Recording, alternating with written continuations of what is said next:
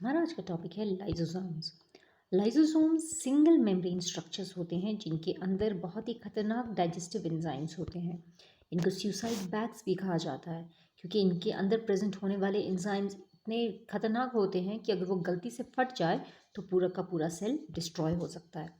Now lysosomes को suicide bags कहा जाता है। ये बहुत ही छोटे राउंड स्ट्रक्चर्स होते हैं विद अ सिंगल मेम्ब्रेन और कि इनके अंदर के एंजाइम्स को हाइड्रोलिटिक एंजाइम या डाइजेस्टिव एंजाइम कहा जाता है। इन्हें सुसाइड बैग इसीलिए कहा जाता है क्योंकि they can destroy the whole cell अगर ये एक्सीडेंटली फट जाए। इनका बेसिक फंक्शन है टू फूड को डाइजेस्ट करना, वेस्ट मटेरियल को डिस्ट्रॉय करना या फिर किसी भी पुराने सेल ऑर्गेनेल को डिस्ट्रॉय करना। अब ये देख सकते हैं दिस इज अ लाइसोजाइम और इसके अंदर बहुत सारे हाइड्रोलिटिक एंजाइम्स प्रेजेंट है। ना लाइसोसोम्स को हम दो तीन पार्ट्स में डिवाइड कर सकते हैं।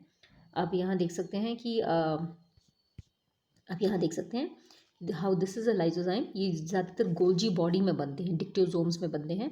So this is a primary lysozyme. इसके अंदर डाइजेस्टिव एंजाइम है। ये अभी भी गोल्जी बॉडी से बनकर तैयार हुआ है। इसका काम है किसी फूड वैक्यूल के साथ कंबाइन करना। आप देख सकते हैं सेल ने खाने को अपने अंदर एब्जॉर्ब कर लिया और इसने फूड वैक्यूल बनाया है। ये लाइसोजाइम इस फूड वैक्यूल के साथ कंबाइन करेगा to form secondary lysozyme, secondary lysosome. और ये सेकेंडरी लाइसोजोम जो है वो अपने डाइजेस्टिव एंजाइम यहाँ रिलीज करेगा।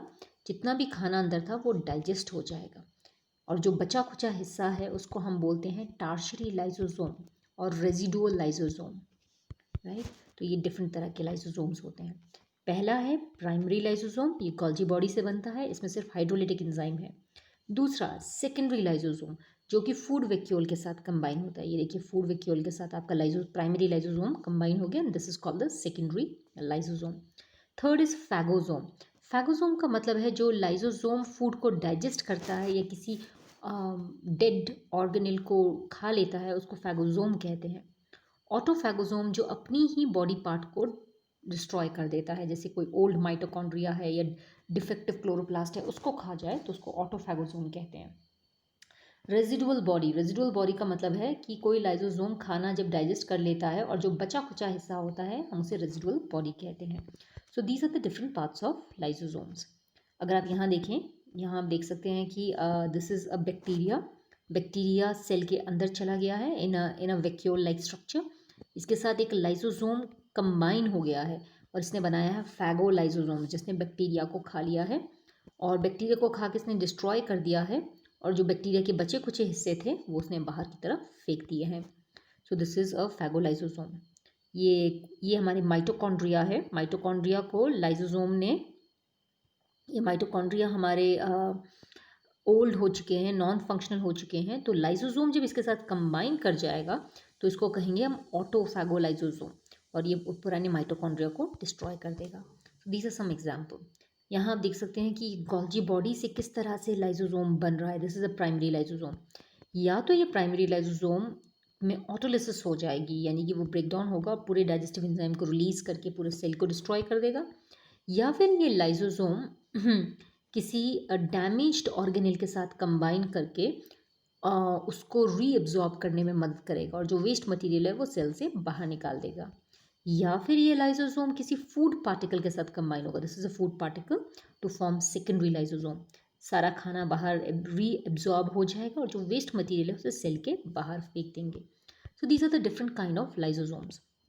The next topic is called the vacuole. Vacuole is also a single membrane structure which can store food, water or gases. Now आप देख सकते हैं ये this is a structure of vacuole. Plant में vacuole ज़्यादातर बहुत बड़े होते हैं और सेंटर में प्रेजेंट होते हैं। वैक्यूल की मेम्ब्रेन को अक्सर हम टोनोप्लास्ट कहते हैं और वैक्यूल के अंदर के लिक्विड को हम सेल सैप कहते हैं। वैक्यूल बहुत तरह का होता है। सबसे पहला है गैस वैक्यूल।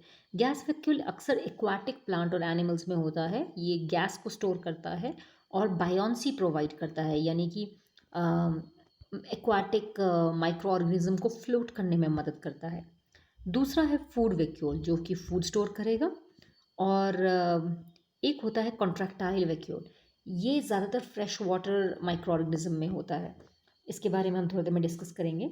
वैक्यूल में अगर पानी भरा रहे तो सेल टर्जिड रहता है। टर्जिड मतलब भरा भरा रहता है और सेल को शेप देता है, gives shape to the cell. Right. So these were different kind of vacuoles. Now let's talk about contractile vacuole. मान लीजिए कोई सेल आपका प्योर वाटर में प्रेजेंट है, फ्रेश वाटर में प्रेजेंट है, तो प्योर वाटर की प्रॉपर्टी होती है कि it will move always move from high concentration to low concentration.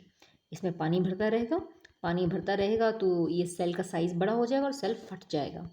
इसको ख़त्म करने के लिए, इस प्रॉब्लम को दूर करने के लिए सेल्स ने एक कॉन्ट्रैक्टाइल वैक्यूल जैसी चीज़ बनाई है.